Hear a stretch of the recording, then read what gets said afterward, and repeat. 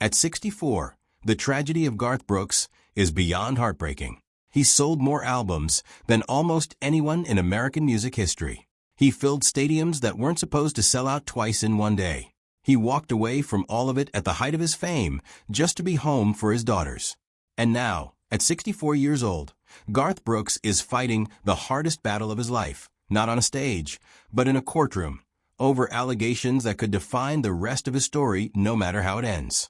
This is the story of how a boy from Oklahoma became the biggest name in country music, and how decades later, his life has been pulled into a legal fight that neither side is backing away from. Garth Brooks was never supposed to be a singer. He was the youngest of 6 kids in a house outside Yukon, Oklahoma, and by the time he was in high school, his focus wasn't music, it was sports. He earned a partial track and field scholarship to Oklahoma State University and threw javelin for the team. Music was something that happened at home, not something he planned to build a life on. His mother had once tried to make it in country music herself before she settled into raising a family, and she made sure her kids grew up around songs even if none of them expected to chase that path professionally. To pay his way through college, Garth took a job as a bouncer at a local dance hall. It wasn't glamorous work, but it paid the bills. One night, a fight broke out inside the building, and in the middle of it, Garth met a young woman named Sandy Mao. Neither of them could have guessed that a scuffle in a crowded bar would turn into a marriage, but that's exactly what happened. They started dating, and in 1986 they got married. Sandy believed in his music in a way almost nobody else did at the time, and she was the one who pushed him to stop treating singing like a hobby and actually go try to make it happen. So he did what almost every hopeful country singer does. He packed up and drove to Nashville. And Nashville, as it does to most people who show up with a guitar and a dream, humbled him almost immediately. He didn't find a record deal waiting for him. He didn't find open doors. He found a city full of people exactly like him, all chasing the same impossible thing. Within a day, he'd given up and driven back home. It's one of those details that sounds almost unbelievable now, considering what came after, but it's true. His first attempt at Nashville lasted less than 24 hours. Most people would have taken that as a sign to let the dream go. Garth didn't. He finished his degree, kept playing in small clubs around Oklahoma, and a year later, he and Sandy packed up again and drove back to Tennessee, this time telling themselves they wouldn't leave until something changed. What followed was over a year of rejection. Multiple record labels passed on him. Executives told him his sound was too rock, too different, not what country radio wanted. He worked odd jobs to get by, including managing a boot store just to keep the lights on while he waited for a break that didn't seem to be coming. That break finally arrived in 1988 at the Bluebird Cafe, a small Nashville venue where songwriters and industry insiders would go to discover new talent. A Capitol Records executive happened to be there to see someone else perform, and when that artist didn't show up, Garth got the open slot instead. He played his heart out, and by the next morning, he had a meeting at Capitol Records. That meeting turned into a record deal, and that deal turned into one of the most successful careers in the history of American music. His self-titled debut came out in 1989, but it was the songs that followed that turned him into something bigger than a country star. The Dance became a signature moment in his catalog, a song that connected with people far outside the usual country audience. Then, in 1991, his album Rope in the Wind made history by debuting at #1 on both the Billboard 200 and the Country Albums chart at the same time, something no country album had ever done before. Friends in Low Places became the kind of song that even people who never listened to country radio somehow knew every word to. Garth wasn't just successful. He was reshaping what a country artist's career could even look like. But all of that success came with a cost that isn't always visible from the outside. Garth has been open over the years about the fact that fame changed him, and not always for the better. He's admitted that during his years with Sandy, he wasn't always the husband he wanted to be, and that he was unfaithful at points during their marriage. The demands of touring, recording, and constant travel put a strain on their relationship that eventually became too much. They tried to work through it, even renewing their vows at one point. But the deeper issues never fully went away, and the marriage continued to struggle under the weight of his career. Around that same period, Garth had also formed a close friendship with another rising country artist, Trisha Yearwood. They'd known each other since their early days trying to make it in Nashville, long before either of them had found real success, and they respected each other's talent from the start. At the time, both of them were married to other people, so the relationship stayed a friendship. But it was a friendship that would eventually turn into something much bigger, years down the road, after both of their marriages had ended. In 1999, Garth did something that confused almost everyone who followed his career. He introduced an entirely different musical persona named Chris Gaines, a fictional rock musician meant to be the centerpiece of a movie project that never actually got made. When the film fell apart, fans were left with a strange, disconnected album and a lot of unanswered questions about what exactly Garth had been trying to do. To this day, people still debate whether it was a genuine creative swing or a sign that the pressure of being Garth Brooks had become too heavy to carry without stepping outside of it for a while.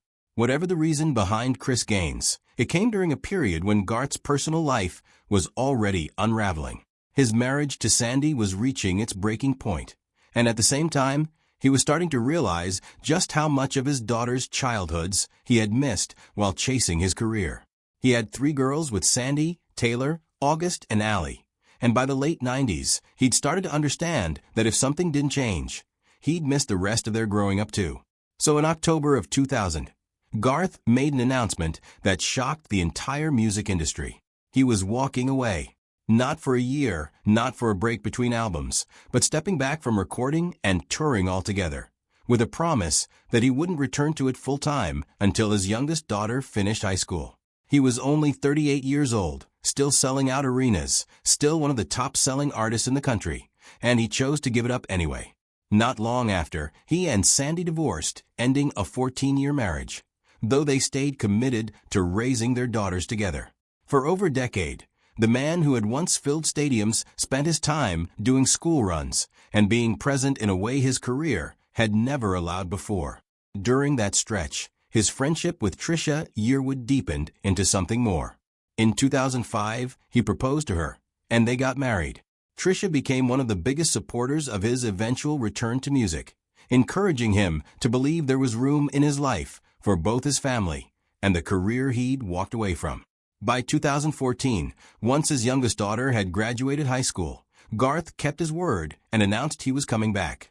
The comeback tour that followed was massive, hundreds of shows across North America over several years, with demand so high that some cities got 2 shows in a single day. To keep up physically, Garth changed his diet and training and dropped a significant amount of weight so he could still move around the stage the way audiences remembered from his prime. That transformation ended up backfiring in an unexpected way. Online rumors began spreading that his weight loss meant he was seriously ill, rumors that had no basis in fact, and that he mostly chose to ignore rather than chase down and deny one by one. By the middle of the 2020s, Garth appeared to be in one of the strongest stretches of his career in years. He had a successful Las Vegas residency, continued touring, and was preparing for a major run of shows, including a long-awaited return to performing in the UK. But behind the scenes, a legal situation had already been building for months, one that would soon become impossible to keep out of the headlines. In late 2024, Garth filed a lawsuit under a pseudonym in federal court in Mississippi. According to that filing, he said a former hair and makeup stylist who had worked for him and his family for years was demanding a large sum of money and threatening to go public with accusations against him if he didn't pay. He described it as an extortion attempt and asked the court to prevent the allegations from becoming public before he'd even had a chance to respond to them directly. Within days, the situation changed completely. The woman, referred to in court filings as Jane Roe, filed her own lawsuit in Los Angeles, publicly naming Garth as the defendant. Her complaint alleged that she had worked closely with Garth and his wife for years, and that during that time, she experienced repeated sexual misconduct, including an assault she says took place in a hotel room in 2019 while traveling for a professional engagement. These are serious allegations, and it's important to be clear that they are allegations. No court has ruled on whether they're true, and no criminal charges have ever been filed in connection with this case. Garth has denied every part of it from the beginning. He said publicly that he spent months being pressured with threats and demands for money before any of this became public, and that agreeing to pay would have felt like admitting to something he insists never happened. His legal team has continued to argue that the entire matter should be handled through the Mississippi case he filed first, while Roe's legal team has pushed forward with the California lawsuit. The case has dragged on far longer than either side probably expected. Much of 2025 and into 2026 has been consumed not by arguments over what actually happened, but by a separate fight over whether Roe is allowed to remain anonymous in court filings after Garth named her directly in an amended complaint, a move her attorneys have criticized sharply. That specific dispute went all the way to a federal appeals court, which recently declined to fast-track a decision on it, meaning the core allegations in the case still haven't even reached the point of being argued in front of a jury. As it stands, the case remains an active, unresolved civil matter in the pretrial phase, with depositions and evidence disputes still ongoing. Through all of it, Trisha Yearwood has largely stayed out of the public back and forth. She's continued to appear alongside Garth at public events, and by most accounts, she stood behind him privately throughout the process. Whether that's read as loyalty or simply a choice to stay out of a legal fight that isn't hers to argue in public, she hasn't used her platform to comment extensively on the case either way. What makes this moment so hard for longtime fans to process isn't just the seriousness of the allegations themselves. It's the distance between the image Garth spent decades building, the family man who walked away from fame to raise his daughters, who reconciled with an old friend and built a second marriage that seemed to work, and the headlines now following his name.